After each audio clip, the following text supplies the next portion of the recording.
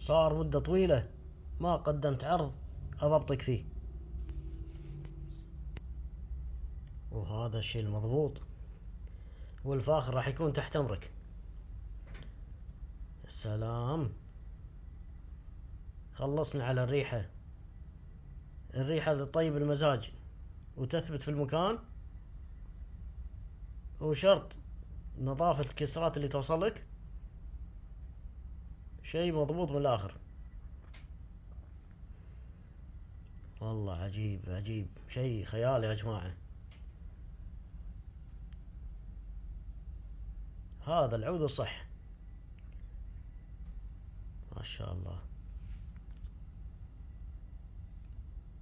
والحلو في الموضوع انه ما تحاتي في نهاية احتراق الكسرة يطلع لك ريحة خشب، لا لا، هذا الموضوع ما يدور عندي اصلا. اختار لك شيء حلو، اختار لك شيء مضبوط. حتى في نهاية احتراق الكسرة يعطيك ريحة مزاجية جميلة جدا. والله هذا ابداع، ويحتاج له تصوير بروحه. جماعة الخير، اصحاب الذوق الراقي وانا عارف وبشكل يومي يدخلون علي، نبي نشتري تولة.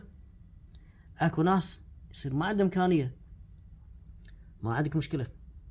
غير اللي ما عنده امكانية، اكو ناس يقول لك انا مزاجي اشتري تولات، انت ليش تحرمني؟ تفضل.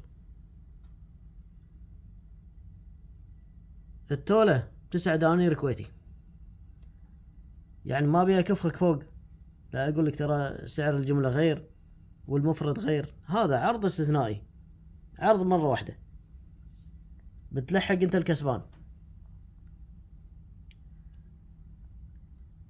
شغل عدل وشوفة عينك، حتى لو ما مقتنع بالتصوير حياك، حياك كلمني واتساب اصور لك تصوير خاص لك. قدامك.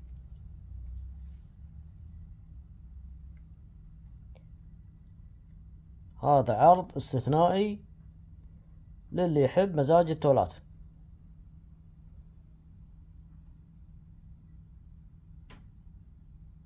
ويا هلا مرحبا فيكم، وانا اقول لك لحق على الزين. هذا العرض ما راح اكرره ثاني مرة بهالسعر، مستحيل.